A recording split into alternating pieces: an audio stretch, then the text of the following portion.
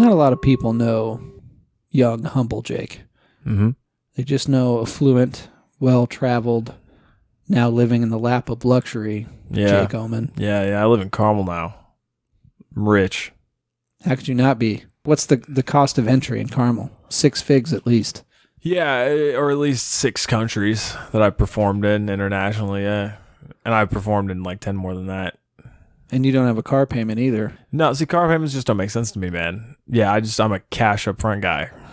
My car works for me. I don't work for it. Know what I'm saying? Oh, but that's a great way to put it. That's how I'm always going to put it now when people try and sell me a car on lease. What year is your car, though, by the way? Ooh, 2012? You're less than a decade old on that beat. I had this car for a year, and it was the first car I bought, I think that was within 10 years of the make.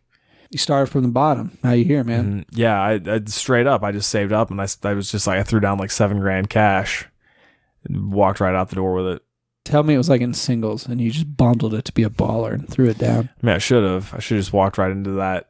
I was going to say that buy here, pay here, and just shower it with ones. It wasn't a buy here, pay here, though. It was a legit dealership. I think it was called Auto Nerd. Well, and here would be a nugget for listeners, the educational portion of this podcast. Don't ever buy from a buy here, pay here. Just throwing it out Why, there. Pete? Look, man, I suppose if you can buy straight cash and you've had the car checked out, you looked at the Carfax, whatever, yeah, sure, maybe. Don't ever let them set you up on a payment program for any reason. No, man, that doesn't make sense. They're trying to give me a vehicle for practically nothing. Look, I would rather you go get a new car on an 84-month loan than you go to a buy here, pay here, and it's like, no, man, it's cool. Don't spend a lot of time on Pendleton Pike, huh? No, not a lot. I mean, a little, sure. You know, one time when my car did get totaled, because I've been on the receiving end of several totaling car wrecks. How many of them are rear ends? Several were. But they didn't want to like pay me what the car was worth. And they're like, oh, we found comparable vehicles at these 3 dealerships and then they gave me a number which was significantly less. And I looked it up and they were all buy here, pay here lots on Pendleton Pike. And you better believe I threw out, like, have you ever been to any of those lots? Do you know anything about any of those lots? I was like, do you know the pending legal trouble that all of those lots are in that you just sent me? And like I said, something like that, because, you know, those lots get sued a lot. Oh, of course. Because they sell garbage cars. And yeah, they came back with a much better offer pretty fast. It was very impressive, actually. Like, I told my dad what was going on because he used to be in insurance, and he's like, pretty much like, that's bull. And he's like, say this and this and this. And I did. It worked. You just got to know how to talk to those insurance folks. Yep. Well, how did you get by, man, back in the day before Jake Oman was a household name? Yeah, man, I'll do like kind of whatever to get by. I mean, within reason, within nothing weird. Like truck stops? No, with nothing weird. So, yeah, a lot of people don't understand how I could survive on below poverty level wages very comfortably. But I've never had a problem. Well, you probably have to adjust your level of comfort to some degree. To me, my life has always still been comfortable, but to a lot of people, it wouldn't be. But yeah, I've gotten by on, like, back in the day, like working just 10 or 20 hours a week at kind of a menial job, and then piecing together enough wrestling related income and selling a few shirts and stuff to get by. How menial? You like licking stamps for the elderly or something? What are you doing? No, but I've had some pretty cool jobs. I mean, I lucked out and had some really fun jobs too. But no, like I've had jobs like the one I actually referenced last week, which was a story for another day, which is when I worked repairing broken wooden pallets for 40 hours a week. Is it as simple as everyone thinks it is? The idea is simple. The execution is not. So yeah, so think of like the broken pallets that a floor jack picks up or a forklift picks up. Well, they break, Pete. They break pretty often. Did you ever think about how they have to get fixed? Well, no, but you you rarely see them intact. They always seem like it's made of flimsy, inexpensive wood, and they're just built to break after a time and a half of use. You know, the crazy thing is they're actually like super sturdy wood. It's just the fact that these like forklifts, and then you put an immense amount of weight on it. It's just not, they're going to break. But the construction is pretty good. But if you're wondering, so if you're looking for a new job and you've ever wondered about the exciting world of pallet repair, so for a while, for not very long, I worked at this place and I applied because it was a place that gives mentally handicapped adults a job. I thought I was going to be working with mentally handicapped adults. I thought you were going to say, and I knew I was mentally handicapped, so I fit right in. And like, and there's I have some mental issues. I'm not going to lie about that. There's some things going on. There's some brain damage going on. I could be doing their job soon. So one day, God willing. Yeah. So I applied to this job thinking I was going to be working with the mentally disabled adults. And I was like, that's going to be a great intrinsically rewarding job. It was a place that gave them a job for pretty much like half of minimum wage to come in and just do something all day. And they would get a paycheck for it. But the jobs were all very mind-numbing. Well, like, for instance, what are we talking about here? Yeah, the main one was they would come in and they would rip calendars in half all day. Like 1-year-old calendars? Yeah. Yeah, like ones that obviously, you can't sell a 2019 calendar anymore. So now they get sent here and they get ripped in half and put in a box to be recycled. I wonder why you have to rip them in half first. I don't know. I honestly don't know if half the jobs I had to do are practical. There was another thing where like they would break down some boxes and put them in the compactor and then it would get compacted. Like that makes some sense. Right. Maybe just you get more box in the compactor broken down or something. Yeah, but it was all jobs like this. And I was like, oh, okay, well, that's cool. But it turns out my job wasn't looking after them or doing stuff with them. My job was doing a job that I guess was the idea was they were going to get assigned to the consumers, but they couldn't do it because it was too dangerous. And that was fixing wooden pallets. So for 40 hours a week in the very back of this building, I got to, alongside another guy named Phil with an F. Phil with an F is not a thing. What's Phil with an F? Phil with an F, F-I-L. If you're going to be Phil with an F, at least make it 2 L's. What is he doing? Hey, I don't know. He just wanted to be unique. So, that reminds me of another unique girl. With a K? Yeah, there's like a girl I knew named Hannah, and she refused to be called Hannah, and she always wanted to be called Hannah. It's Hannah. Did she spell it different? No, the same way. Maybe she wrote the H bigger. Like, yeah, put a stressor over it. Yeah, girl, your name is Hannah, and you're still the same white girl from Moseville Middle School that you are now. So don't be trying to play that shit on me. Phil with an F and I would take these broken pallets, throw them up on the top of a bunch of other pallets, and then we would take these like 9-foot steel crowbars, bust a pallet, like a broken board off, and it would usually shatter into a bunch of pieces. Obviously, this is going to end up in the eye of some person who's not paying attention or is mentally deficient. So did they give you protective eyewear? We did have eyewear. We're supposed to wear it all the time, and we wore it most of the time. Except when somebody lost a bet and they had to take theirs off. Oh, we should have done that. That would have made the job more fun. Yeah, one-eyed Phil and I, he'd been there for a few months. So we'd have to bust these boards off, and then we'd nail down the broken nails and put on a new board and then nail gun the new board down. Bro, we did this for 40 hours a week. How many pallets you go through? What's your PR? Yeah, I don't know, man. A couple hundred. I don't know if we ever counted. Couldn't count that high? I get you. I mean, I could. I don't know about FIL. Also, I guess we probably didn't do it for 40 hours a week because we took so many smoke breaks. Not for me, but for Phil. Whatever. Your straight edge has been rescinded. You no longer have the title. Yeah, I mean, that is halfway true. I did just admit that I once accidentally put a tobacco pouch in my mouth. I thought it was gum. For those of us who have seen a tobacco pouch, I still find that funny. It looks nothing like gum. You, sir, were not paying attention. It doesn't. I was so young. I was so young. I had no idea what I was doing. I was young and had big dreams. Big dreams about gum. Yeah, I thought it was bubblicious. Obviously, in a little pouch. I was like, what the hell is this? And I put it under my tongue, and I was like, oh, God. Like this, yeah, I know what I spit for like the next hour and a half. Damage was done. Yeah, it doesn't matter. There's nicotine in my blood. Well, actually, you probably didn't have it in there long enough to get a buzz, I don't imagine. Oh, no, not at all. That was one. So I have occasionally smoked cigars. I've had cigarettes, but it's not my thing. Mostly just to be an idiot. But when I worked at a gas station, one of the rep came in and he was a rep for some tobacco company, but chew is what he brought in. So he goes, hey man, so do you smoke? Do you chew? And I go, no, not really. And he's like, well, are you opposed to it? I said, I just don't have an interest. But he's like, well, if you're going to sell it, man, you should be familiar with the product. So here, and he gives me what equated to a log, a different kind of tobaccos. He's like, yeah, man, just, give it a try. And I thought, hey, that's nice of him. Nothing I'd ever buy. Yeah. So when my shift was over, I was driving home and I was like, I grabbed an empty cup and I put some in my lip there. It wasn't 10 minutes up the road where I realized, oh God, the pinch of tobacco I got was way too big. I got so dizzy, I had to stop, pull the car over, spit the stuff out, and like chill for a minute or two because I was just, if you've never done it before. Is that heavy? That stuff will throw you for a loop. It's important to take a little pinch, I've never done a packet. But it's interesting. Like, you would have known if that nicotine really would have hit you, because I bet it would have put you on your butt. It totally didn't. It was in my mouth probably a minute, maybe two. It only stayed in my mouth so long because it took me a second to figure it out.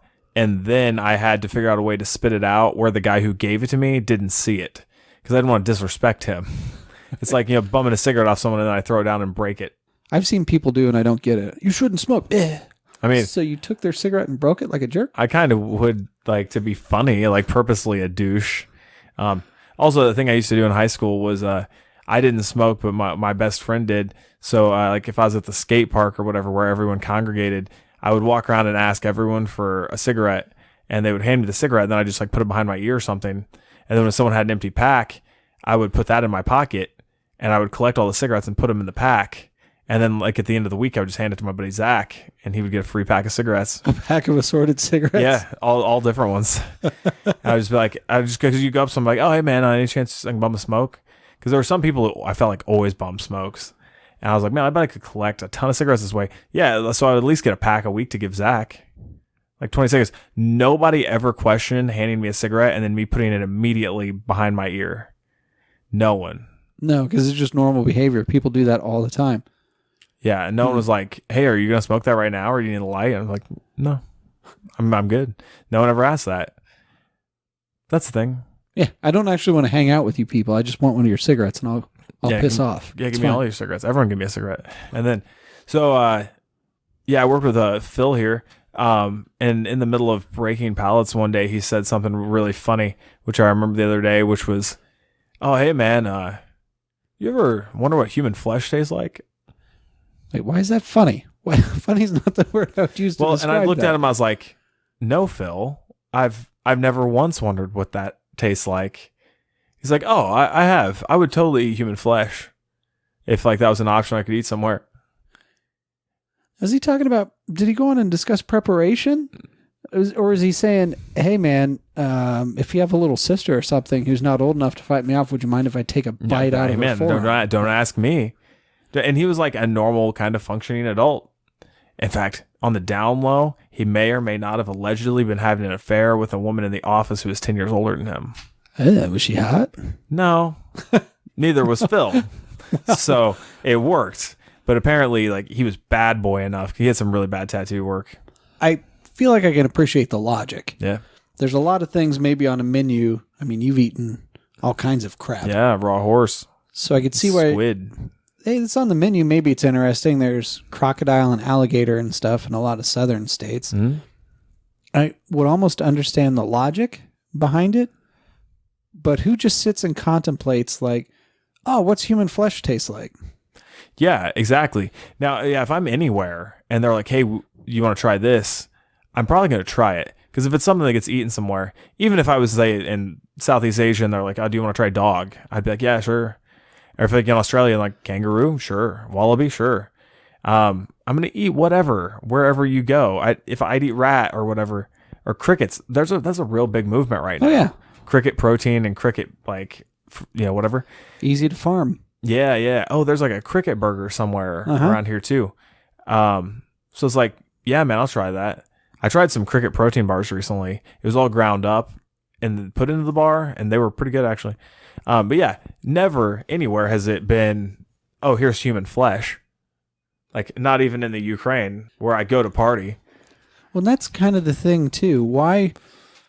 Look, people do a lot of things, and I'm sure there's a reason behind it.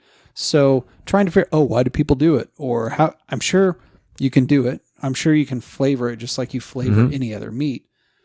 But then we go back to, at some point in time, aren't you just like, yeah, eating people is not cool? Like I'm just not into it. Yeah, it's not my thing. Right. Like there's certain things I won't really eat because I'm like, you know what, sour cream, pickles, not my thing. Like independently, not together, neither honestly. But yeah, Sour cream and pickle ruffles. Here you go, dog. that's not my thing.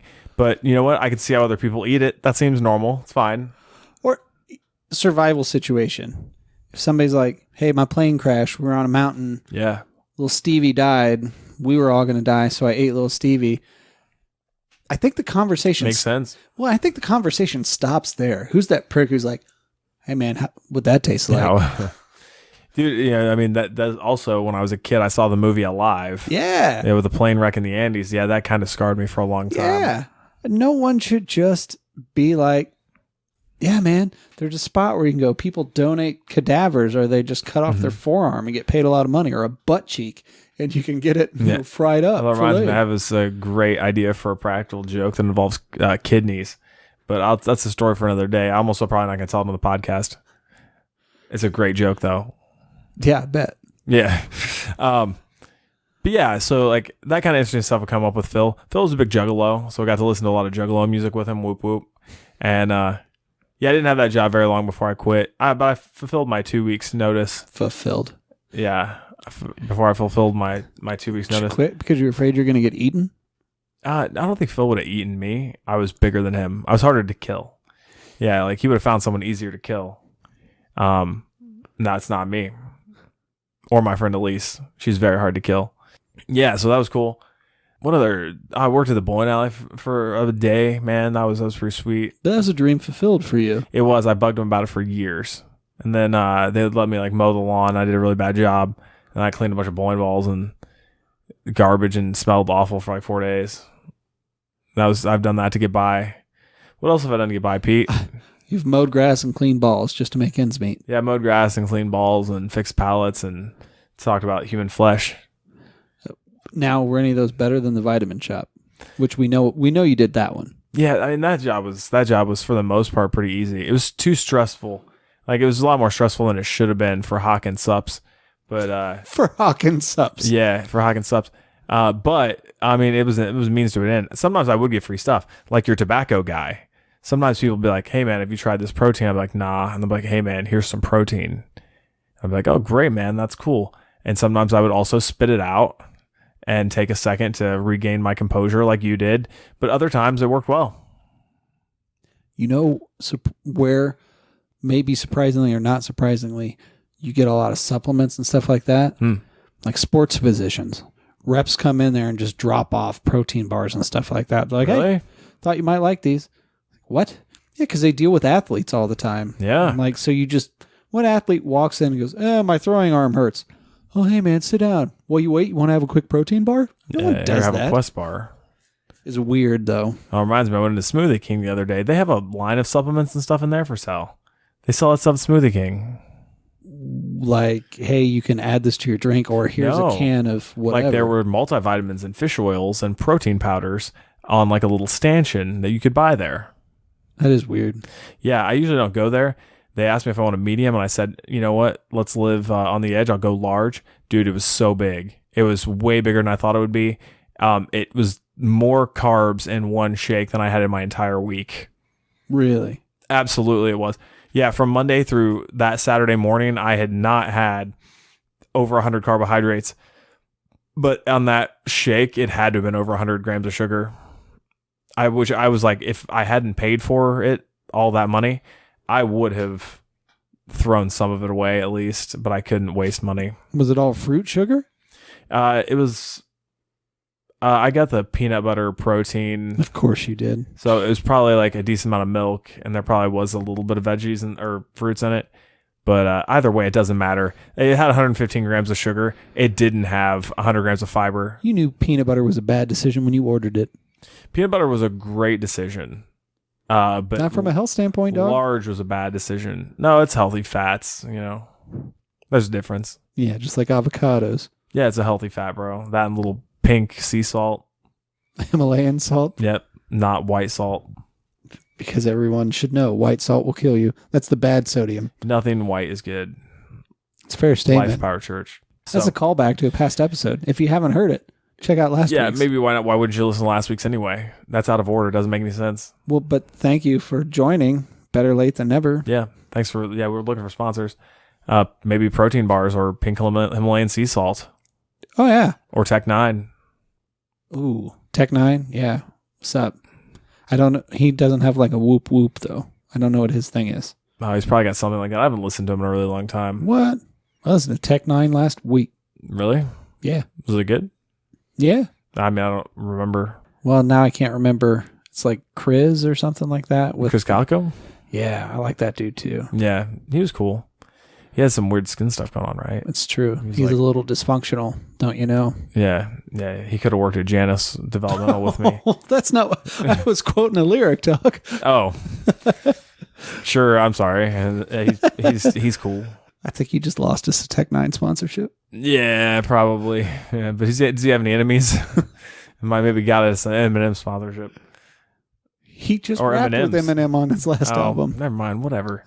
Screw that. So yeah, I mean, I do what it takes to get by, man. And I've had some other jobs where like I'm still cleaning toilets a little bit and cleaning mats and gym stuff and whatnot. Like it's good for me to stay humble. Like it's like when I went and visited like 7 countries last year and spent like a few days like on a beach in secluded France. I came home and I was cleaning toilets at a gym like a week later. That needs to be your Instagram. You got to start filling it with photos of you scrubbing toilets and stuff. # stay humble. Oh, and then just never post anything fancy again? No, I mean, do that. This is what you do. Post a photo, like way zoomed in. Are you cleaning something that looks real nasty? Yeah. And then zoom out, and it's the wheel of your Range Rover. It just got real dirty. That would be pretty funny. That's pretty awesome. The fun fact, there was a job I had once where the boss drove a Range Rover. So whenever a Range Rover drove by in front of the building, everyone freaked out. It's like the boss is here. He didn't. Nah, man. It's just me. It's just Jake. Trust me, he didn't make the job easier. Oh, you should do that too. Go to Pendleton Pike. Get yourself a Range Rover from there. I mean, it'd be like a 92 with 300,000 miles and it won't have a radiator, but whatever. Yeah, you saying the Range Rover thing reminds me of when Matt Hardy a few years ago posted his video for his GoFundMe. And GoFundMe? He made it sound kind of sad.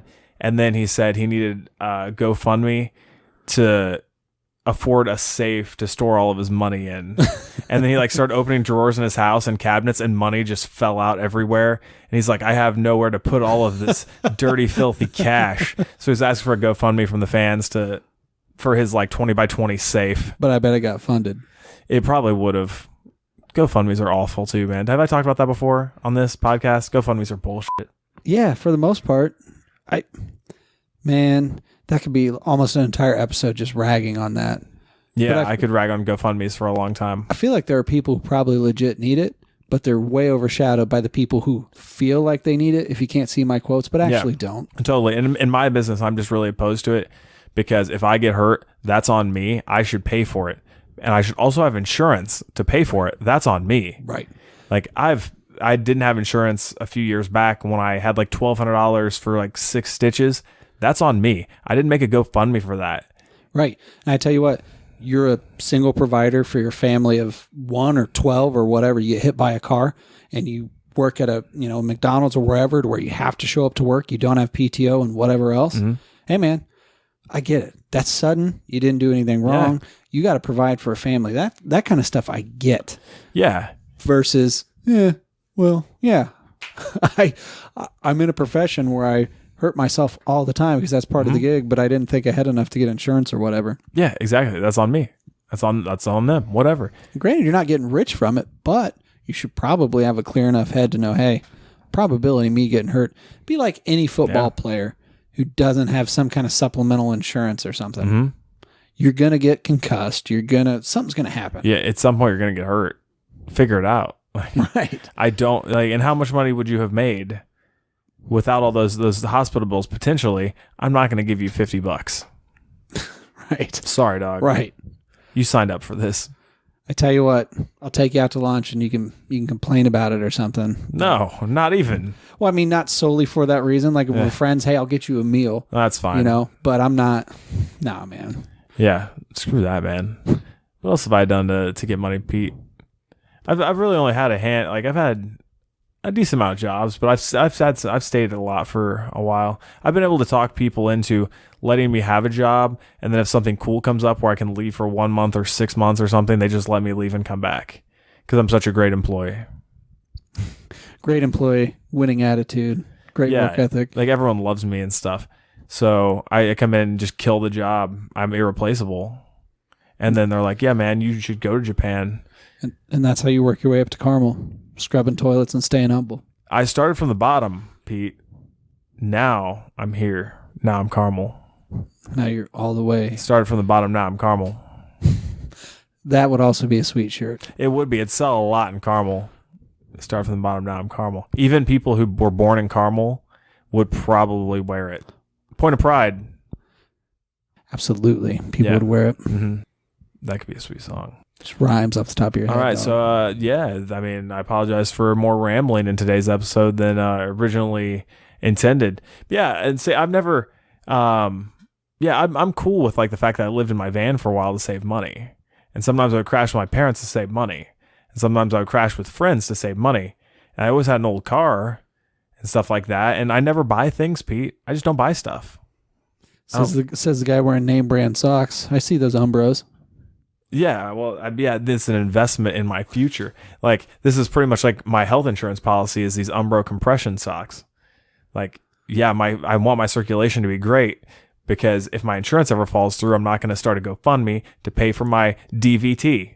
Your deep vein thrombosis. Yeah. This is your primary concern. That's a big concern of mine. I travel by air a lot. So I wear Umbros, son. Yeah, I do wear these on planes too. Hashtag not sponsored. Hashtag willing to sell out. Bro, I'm waiting to sell out. Sell me out. And not in the way of like selling me out to like try and pay like rent like I could have been selling myself on the street for years. Send a case of Umbros. We'll do a giveaway or two on the show. We'll give you a spot. You know what I'm saying? Like apparently Jake will only endorse products he uses, which is... That's true. I mean, case study is not the right word. Case in point. He's wearing Umbros right now. I have some fancy clothes on today. Actually, I got some Under Armour. I got some Super Dry. I don't even know what Super Dry is. It's good, man. It's on the rise. It's on the come up. It used to be called Tokyo Super Dry, but it's actually made in England. So I think something happened where they actually couldn't call it Tokyo Super Dry anymore because of some type of false advertising. But it's Super Dry, and they still put Japanese characters on some of the stuff. It's nice. It's very good quality. We'll hawk your stuff, man. We did shoot down that watch company. We were actually approached by a watch company. We did get a watch sponsor. We decided not to go with them. We looked into it. We discussed it, but turns out we wouldn't wear it. Yeah, it just wasn't. It wasn't shining reviews. No, and legitimately, that's a thing that happened. I know some of this stuff is sarcastic on the show, but nah. Most of our life is sarcastic, but they were going to send us a few watches apiece. Mm-hmm. That would have been cool. Yeah. I can tell time that way. With a watch? Yeah. Like with hands, like a 12. Analog, I think is a word they use. So a friend of mine the other day, the last rambling thing I'll say, is a friend of mine the other day was talking about, I asked him what time it was, and he looked at his watch and stared at it for like 10 or 15 seconds, and then like turned his wrist and then grabbed his cell phone out of his pocket and looked at his cell phone. Really? And he did it just to make me laugh, but like I didn't see it coming. And I started rolling, man. I thought it was hilarious. And I was like, dude, I hope that you should have that. You should fit that into wrestling somehow. Like at some point you need to be cutting a promo or something and throw that in where like you can't actually tell time. And then he told me that in schools they don't teach that anymore. Really? How to read a clock with hands, yeah.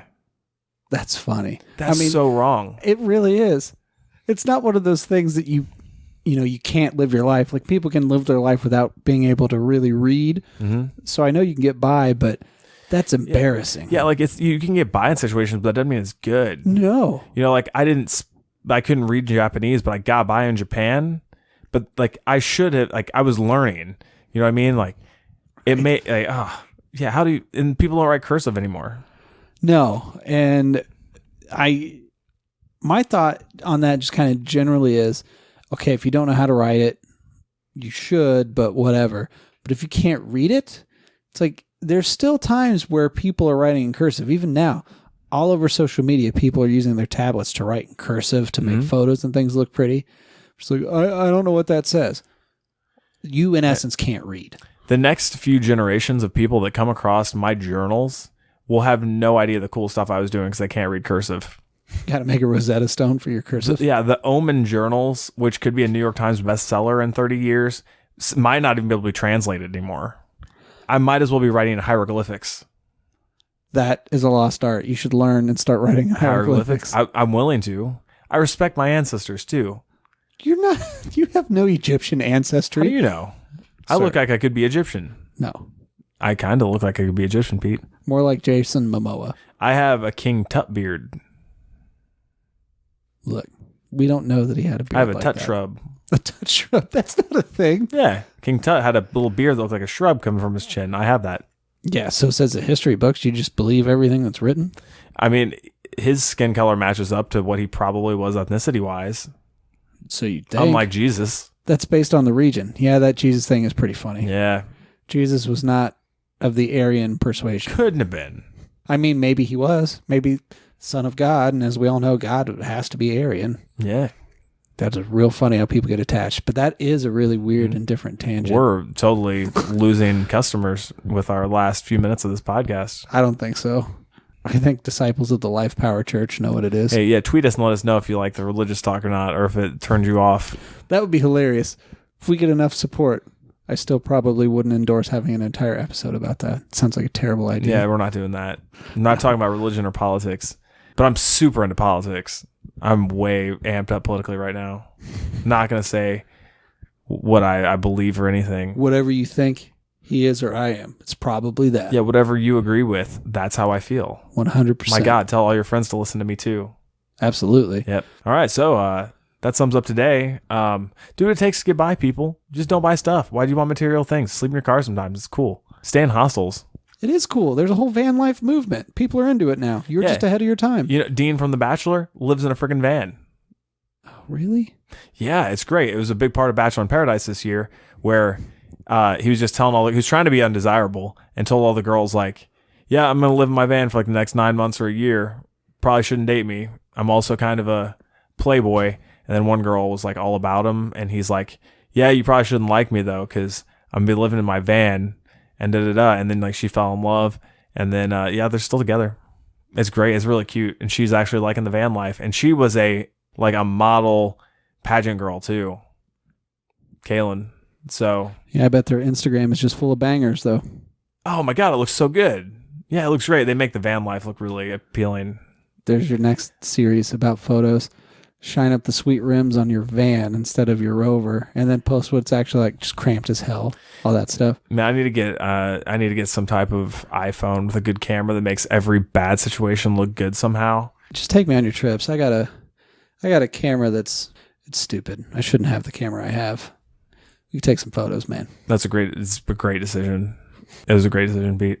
So look for me toilet brush cleaning toilets on Jake Omen 2012 real soon, and at Multimedia Hustle as well, and at Off Cliff Pod, and we'll catch you next week for episode like 40 something. Coming up on 50. We've almost been here a year, Pete. That's pretty awesome. Ooh, we should have a sponsor before 50 so we can give something away. Ooh, that's a good idea. I don't care who it is. If it's a small sponsor, we'll get some local dentist office to sponsor us, and we'll give away a toothbrush. It'll be great. That's cool. And we'll try and think of some cool slogan to throw on our shirt too. Make shirts. It'd be sweet. Yeah. All right. Goodbye, people.